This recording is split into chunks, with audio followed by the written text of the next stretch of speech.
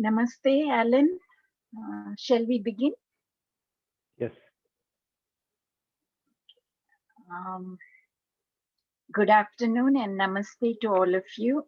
Thank you for joining. Today we are on the last of the 8 talks in this series leading up to this year's International Day of Yoga, 2 days away. But I think there is interest amongst participants and the yoga teachers to continue this. So I'll try my best to at least have one talk or session once a month going forward. And there may be some other combination of talks and practical sessions, which I will keep you informed about. For those of you who have joined for the first time today, Alan Goode is the director of Yoga Marga-The, and he's been so fortunate to be trained under the great BKS Iyengar. I feel so envious of you, Alan. And he has been associated with the Iyengar family for close to 40 years, and he's visited Pune in India several times. He holds a junior advanced teaching certificate issued by the BKS Iyengar Institute.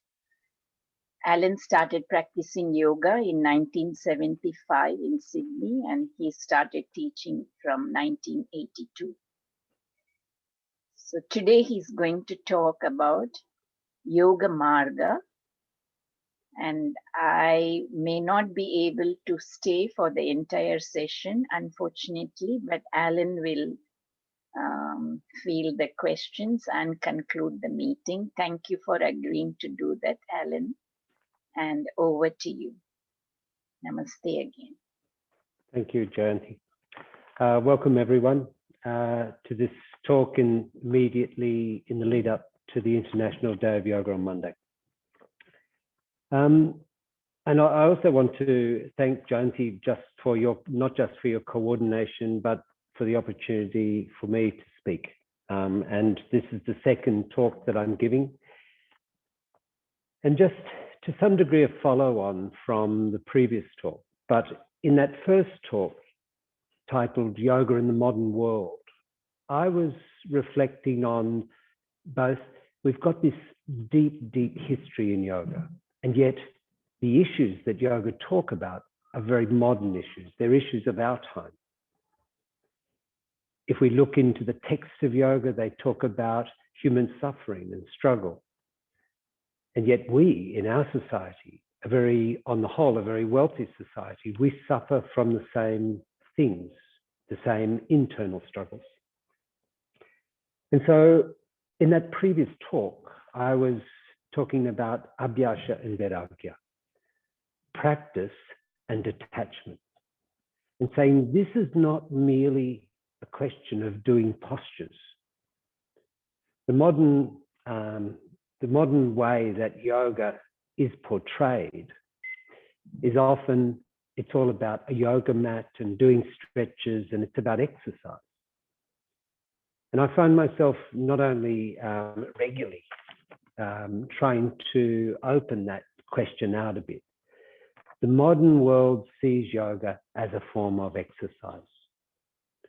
But actually the questions of yoga, and my teacher, BKS Iyengar, was interested in what it is to be a human being, and what is it about the human condition. What I'm hoping to do with you today, and I must say it's a bit of an experiment, I'm hoping to share my screen and do basically a slideshow as I talk. So what I'm about to do now, and I must say this is not something I feel greatly confident with, is I'm about to share my screen. I think, give me a moment, share screen. And then I'm going to open a PowerPoint. Now,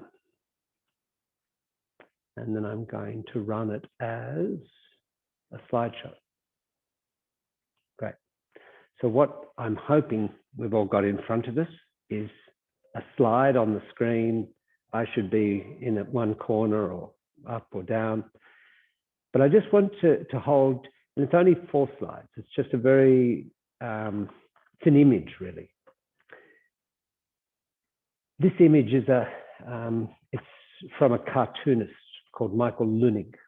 And Michael Leunig looks into the heart of what it is to be a human being. And he has decades of cartoon and books. And here is the man standing on a hill, and he's got a special device, and it looks like it's homemade. But he's standing back from the world and all its chaos, standing above the fray and looking down. And he's got a slightly confused and bewildered look. And I think, now I don't know what Michael Leunig knows about yoga, but I look at this and I think, this is what we do when we practice. This is what a practice is about.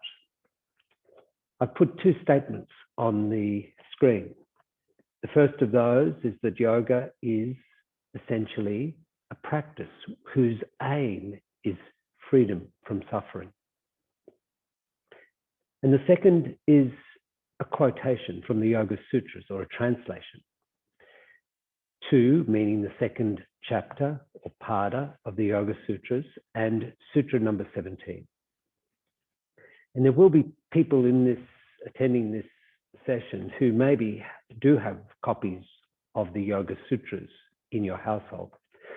And maybe if you go and look up 217, you'll see different commentators have different things to say about this sutra. But essentially, the cause of pain is the identification of the seer with the seen, and the remedy lies in their dissociation. It's a reference to the way we get caught up in the world, that our drama, our busy lives, the things that go wrong, the things that we hope for and don't arrive, or that we hope do not come and do arrive, that these things at times overwhelm us and confuse us.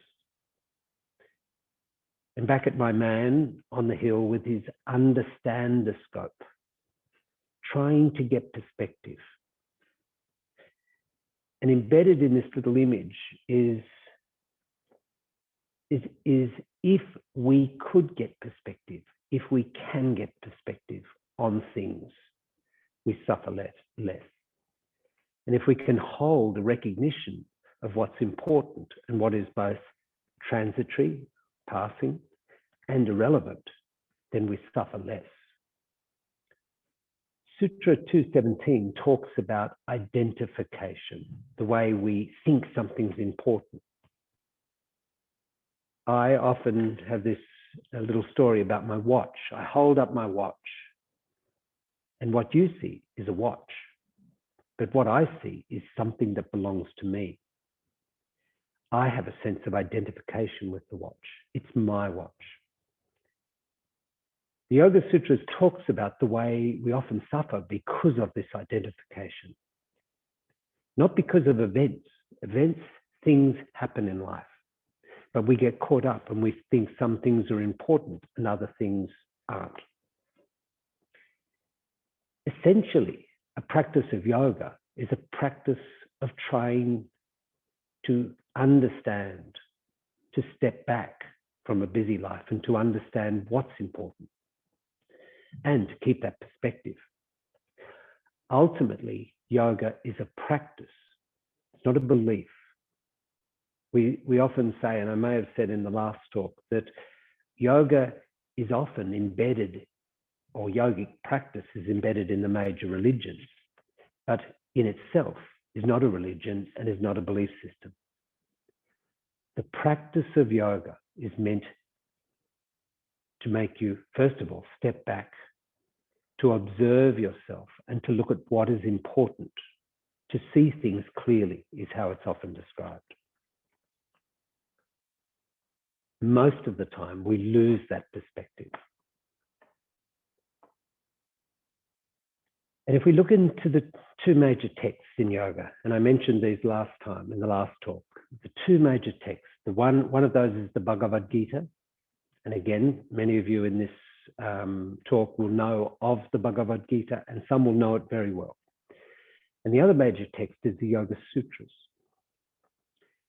But in this body of literature sits a recognition of what's called the major margas or paths in life.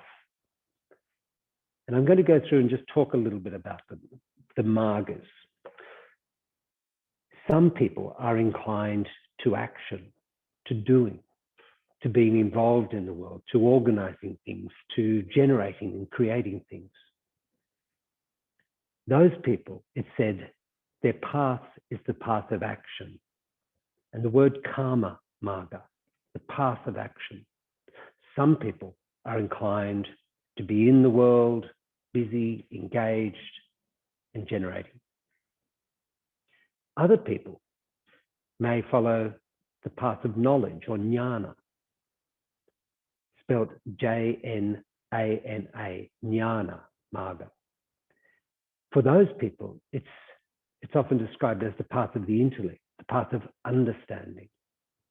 Maybe they are studious by nature. Maybe they read things and they compare text and they understand the world by what they read, by the way they think about things or think issues through. So some people inclined to doing, others inclined to reflecting or thinking through issues.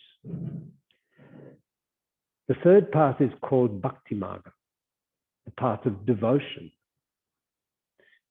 Some people, they want to contribute to something larger than themselves. We see it in religious life. We see it in the way people join in, or they put their efforts towards larger endeavors. But their aim is to contribute. And the word bhakti is devotion. And so we have within Indian thought, we have the path of action, karma marga, the path of knowledge, jnana marga, and the path of devotion, bhakti marga. But it said that there's a fourth. And the fourth path or marga is Yoga Marga. And it said that whilst each of us as individuals, we are inclined to one of the three that I've mentioned. And that if you reflect a moment, just pause a moment and said, if you had to right now press one button, are you inclined to action? Do you wake up in the morning and get on with your day, engage, plan, execute? Or do you wake up and be quiet? Or do you like to be involved with others? Where would you place yourself? And that simple reflection of thinking, if I had to say of what is my nature, who am I? Most of us would place ourselves in one, reasonably easily. But it said that the path of yoga is a combination of all three. That the path of yoga, if you are inclined to action, then the path of yoga will sometimes require that you pull back, think before you act. If you're inclined to devotion, to giving over to others, there may be times where it's better for both them and for you that you don't keep giving. And if you're inclined to always thinking, to always pondering the possibilities, the for and against in all that you do, maybe you will need to learn to act. And it said that the path of yoga is a combination of these three. Now, at this point, I want to reflect a moment, which is not a statement about my lineage, because my lineage is the Iyengar lineage. And the Iyengar lineage has had a tremendous influence on the way yoga is thought about today. My lineage uses the body. It classes as hatha yoga, using the body to study the consciousness, using the body to observe the behavior of the mind and emotions. But I want to reflect, and here I want to go to my second slide. I want to reflect upon a bigger picture. When we talk about yoga as a study of the human condition, I'd like to take us now into what are called the kleshas. Now, I'm hoping, there we go, great. This second slide is a rendering of what is said in the Yoga Sutras, and I've formed it into a table. Patanjali talks about the 5 kleshas, or afflictions, that a human being can experience. They're on the left here: avidya, asmita, raga, dvesa, and abhinavasa. And then if we take the second column, avidya, third column, ignorance, asmita, ego or pride, raga, attachment or desire, dvesa, aversion, and the fifth is called abhinavasa. Patanjali doesn't talk about just sitting quietly, closing your eyes and withdrawing from life. And if we're to think about Yoga Marga, the path of yoga, in which you will need to learn to act, to think, and to devote yourself, then what is it that we focus on? And Patanjali says that these are the kleshas, the afflictions or sufferings that all individuals experience in life. Patanjali doesn't talk about your social status. He doesn't talk about how much money you have or what you own or what you don't own. For Patanjali, he's not interested in the material world. I'm going to read something from Iyengar. It's a short quote. He says, the kleshas are called the sufferings or afflictions, and they have 5 causes: ignorance or lack of spiritual wisdom and understanding, called avidya; pride or egoism, called asmita; attachment, raga, and aversion, dvesa; and fear of death and clinging to life, called abhinavasa. And this Iyengar goes on. He says the first 2 are intellectual defects. The next 2 are emotional defects. And the last, an instinctual affliction. They may be latent, hidden, latent, attenuated, or highly active. I want to take a moment here and focus on these 2, raga and dvesa. I regularly am with students, and I say, for me, the kleshas are not something to believe in. And I always circle these 2. In the last day, could you, if I asked you, could you give me an example of where you really wanted something? Maybe it's food, maybe it's sleep, maybe it's something that you don't have. Maybe you're on the internet searching, hoping. And could you give me an example of something that you have aversion to, you don't want in the last 24 hours? And I think easy for me to answer that. I watch myself and I see attachment, I see aversion, I like things, I dislike things. And if I'm driven by the kleshas, if my life is driven by the kleshas, then I'm full of hopes and fears, things I do and don't want. And it's said that a practice of yoga and the path of yoga should diminish the kleshas, not remove them, but diminish their effect. And a practice of yoga should minimize the effects of the kleshas. So they're always there. There are things that I want or hope for. There are things that I seek to avoid or don't want. But it's said that the path of yoga should help you both to see the effects of the kleshas, but to also minimize their effect upon you in your life. When I think of the path of yoga, I think of firstly a practice. What you need is a practice. I've said before, and I think in the last talk, Patanjali doesn't talk about you need to buy a yoga mat and special equipment and do asanas. He says you need a practice. That practice, oops, we've just skipped ahead. Now, I might just check here that we are all asked to mute.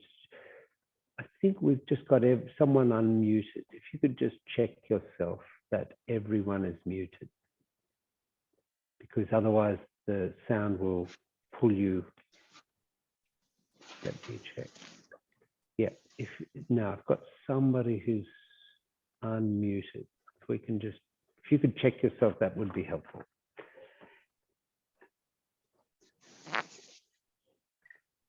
So the path of yoga may, if a practice is seeking to address the kleshas, the afflictions, then the path of yoga may require that you stop and think. Why is it that I want this thing? Why do I invest so much value in the object, the thing I want? At other times, the path of yoga may make you look at these questions and say, maybe it's aversion that drives you. You're paralyzed. You don't want to act for fear of the outcome not going as you wish. And maybe what you need to do is learn to act. And then devotion, bhakti marga. Devotion can be seen as giving up specific outcomes. What if you acted in a way that was not always about your putting yourself first? And what I'm seeking to do in that example is to say it is not the practice of postures or asanas. My teacher, Iyengar, said, if you want to study the kleshas, asanas are a very good place to do that. And so his practice of asana was highly evolved, highly applied, but he would say, I was always studying the vrittis and the kleshas. But even those of us who practice less often, maybe those of us who are erratic in practice, can also, even here in Yoga Marga, can look at the kleshas in your life and start to begin to tread the path of yoga, made up of action. What can you do? Reflection. Observe yourself. It's actually referred to as a self-study. The practice of yoga is defined as a svadhyaya, a self-understanding, coming to understand about oneself. And lastly, the path of devotion. Now, I'm going to move us on.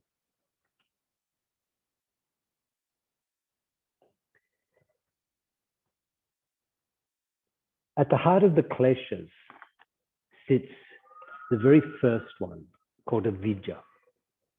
The word vidya means wisdom or knowledge. When you put an A on the front in Sanskrit, avidya, you get a lack of understanding. And it said that of all the kleshas, this one is the base. That at times we think of things as being important when they're only passing.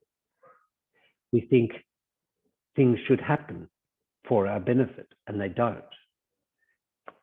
When we misunderstand or misread the world, we suffer. And that as we see that suffering in ourselves, we have the ability or the opportunity to begin to change. And it is through insight. When I see myself repeating the same errors over and over again, returning to the same things in life in many different forms, but the same examples. I suffer because I expected something to happen, or I suffer because I did not act. then we can start to begin to see life as practice.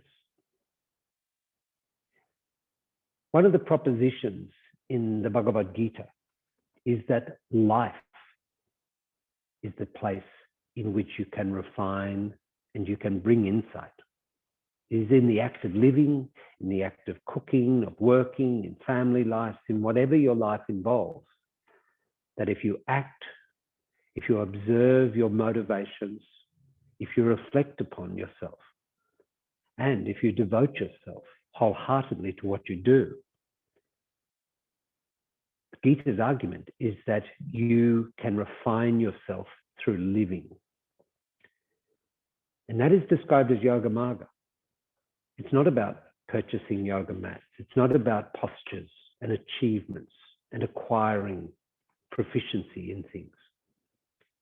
My teacher, as I said earlier, my teacher, B.K. Iyengar, said, what if you use asana to study yourself, to look at these questions? And the reason he did that was that he said it's hard to study oneself in life. It's easy to get distracted. It's easy to get overwhelmed in life. And that in many ways, having a place that you go to away from the world where you practice looking at yourself, practice what rises in you around what you do. Devote yourself, be regular, be consistent. And so he applied what we call Yoga Marga to asana. But whether you practice like I practice is not really the issue. The question of the Gita and the issue inside the Yoga Sutras is we're seeking clarity, knowledge, vidya. And that insight comes when we start to walk the path of yoga. Essentially, Yoga Marga is a practice-based system. It's not about practicing a prescriptive practice. In my life, I've done yoga for a long time, I can easily say most of my adult life. And I have practiced consistently, regularly, but I would say that that is not the only way to do it. You could maybe conduct your work life as a Yoga Marga, that you reflect upon yourself, you apply yourself, you be there, even on the bad days, you be there. You look at what rises in you. Why do you react to this person or don't like that person? Why do you expect things? And lastly, can you immerse yourself in what you do instead of always focused upon your own benefit? What about your contribution to the work life that you're in? And under those terms, you are applying Yoga Marga. And life is practice. And practice brings clarity and insight. Yoga is a very broad, and I'll say enduring subject. Mostly I use the word profound. It's a profound subject. It's not just a subject of the body, nor is it a subject of getting calm or getting away from life's pressures. It's a question of looking deeply into yourself. The style or lineage of practice that I'm in, that many of you will have heard me talk about previously. This last slide, this last image comes out of the mid-1970s, out of the Institute in India. And I see this image and I see a period of time. And I also see, we could say, a type of person. There's a type of body in there. People who are, we could say, fit and young.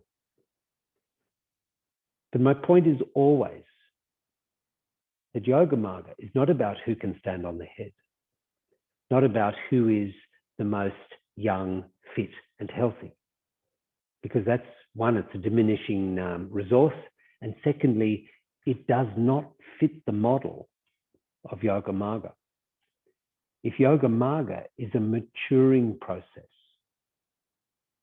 a process of developing insight or wisdom, it is more likely, most likely, and I would say essential, that it comes over time and with practice. It is not a useful endeavor.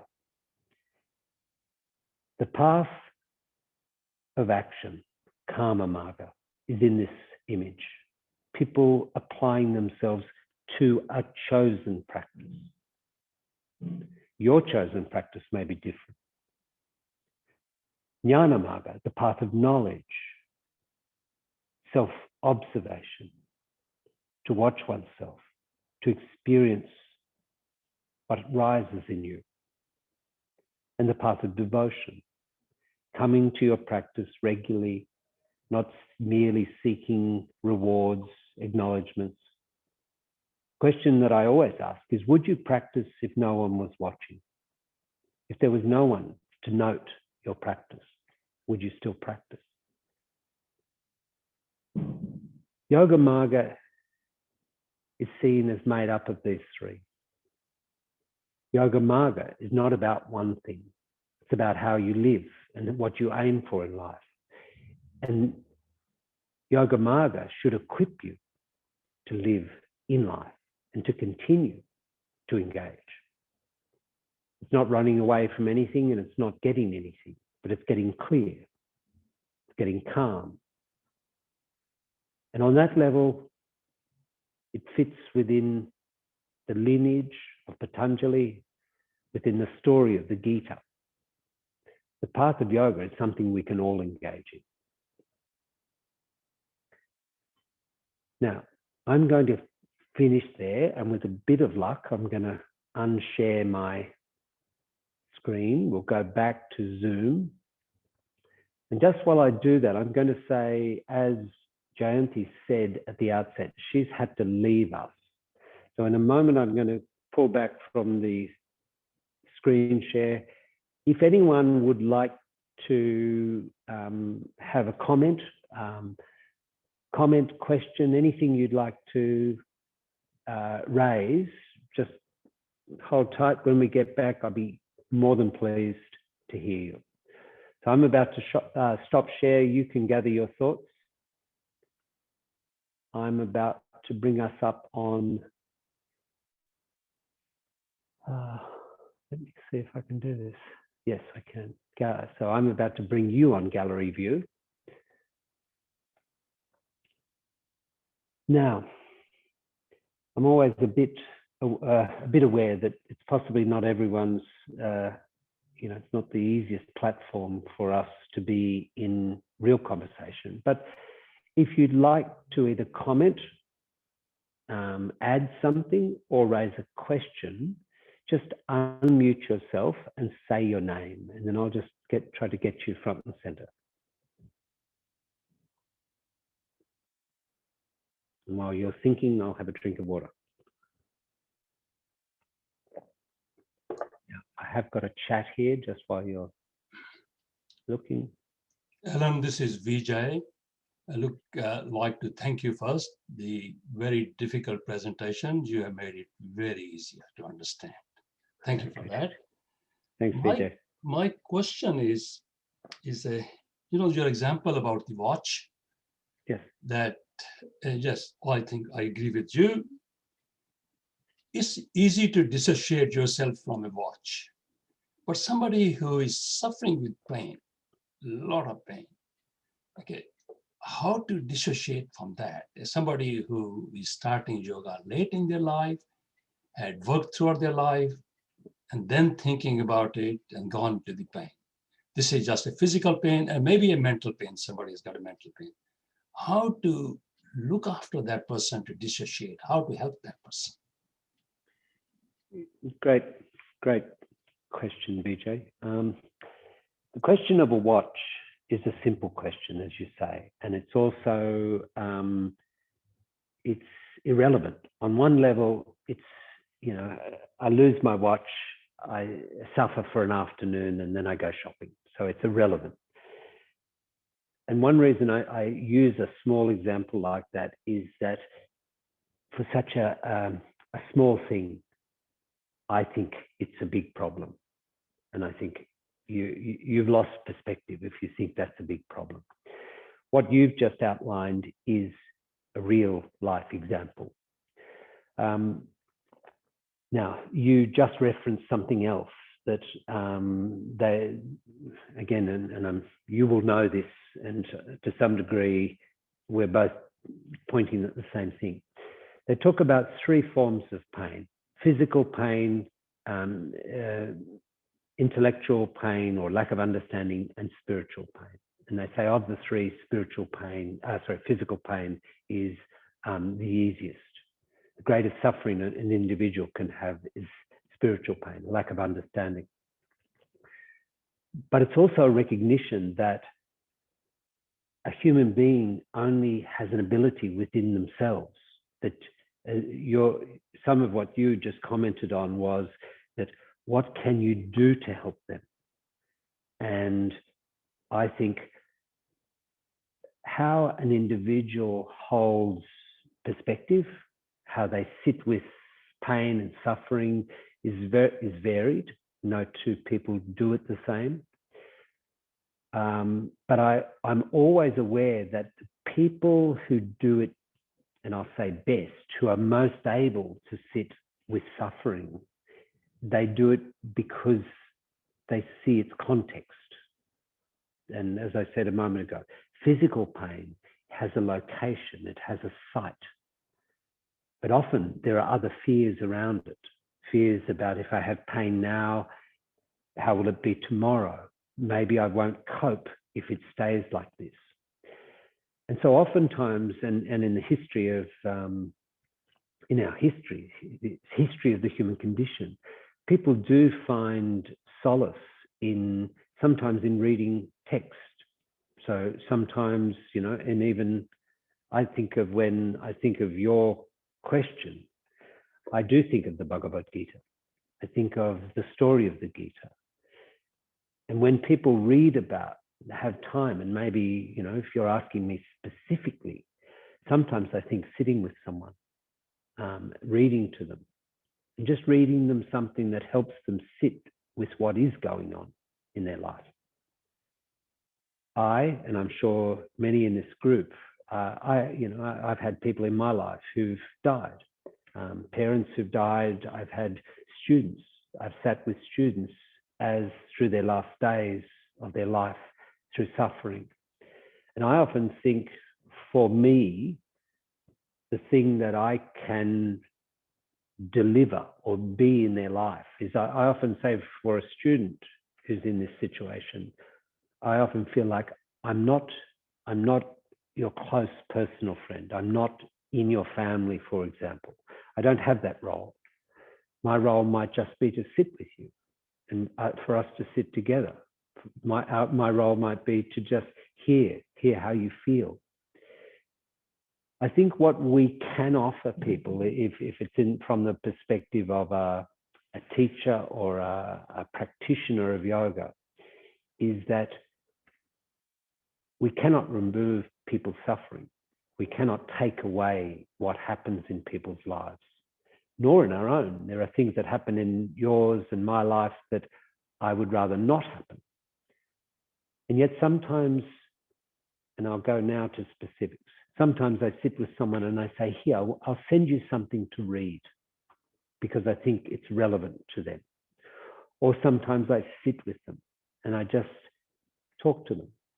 And I'm talking not from a position of somebody who needs, they need to help me through my own suffering, but just to hear how they are. And sometimes, and I'm sure you've done this as well, Vijay, is sometimes I actually give them things to practice. And it might be observing their breathing, observing their emotions throughout the day. So having short practices, it might be sitting in the chair, depending on their health, and just looking at something and observing their breathing, how they feel, what emotions exist. Because ultimately, yoga is said to be a practice that brings you in contact with yourself. I see yoga as something that supports me in my life, gives me the resources to face the things in my life. So I'm not certain, that I've added anything to your question other than to say, I think when we look at ourselves through practice, it is that thing that we can bring to others. And if they've come late to practice, if they've not had a history of self-observation, then oftentimes when they're confronted with challenges in life, they're ill-equipped. They haven't thought about these things. They're not ready for these things. And yet other people who do think about these things, and it's usually through a practice, I think your very presence becomes significant to that person. I can think of a number of people in my life who I've sat with towards the end of their life, through suffering, through difficulty. And I think I've done nothing. I can't take away your pain. I can't take away your suffering. And yet at the same time, to sit with someone and to acknowledge it for what it is a very significant support. So I don't know, Vijay, I don't know whether I've added anything, but I think your presence, in my mind, your presence is the thing that's important. Not just being friendly, but being there to witness with them. Thank you, Alan. I think you have given me quite a good answer, actually. Just that the presence and the breathing and being aware of this thing and helping the person out. Well, that's right. Maybe I often think, can I help? Can I support you to face what you have to face? Now, what that is, whether that's pain in the body, whether that's mental anguish, whether that's somebody coming to the end of their life, I think that's one of the things we can. It's a very significant support. So, thanks, Vijay. Really great comment. So, now, anyone else like to either add something, maybe, or question?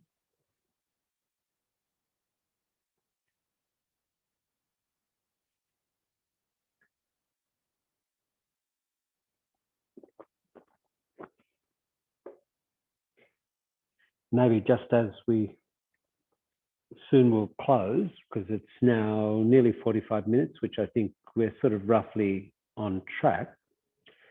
I've just seen a chat there. Look, any resources around Yoga Marga? There's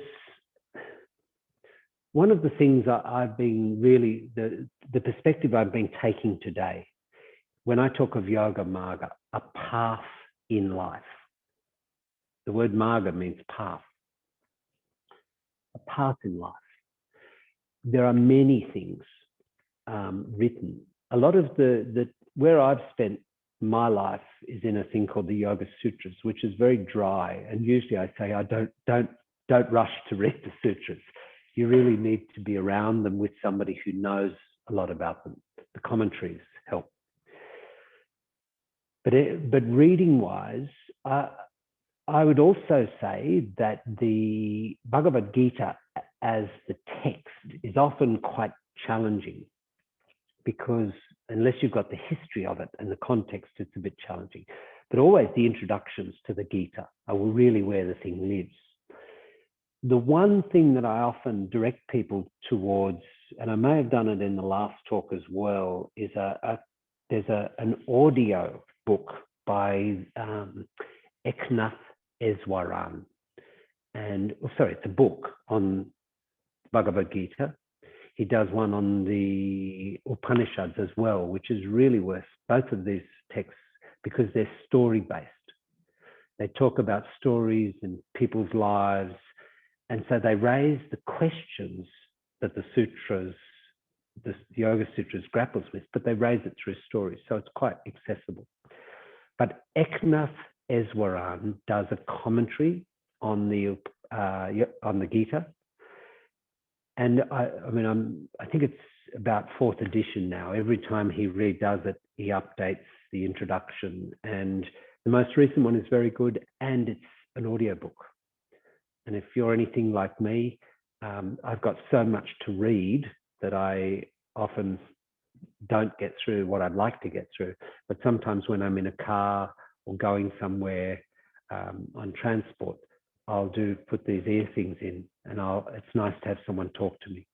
So I'd say get the Gita, and Eknath Eswaran does a very nice introduction for those of you who've not really had a lot of exposure to this.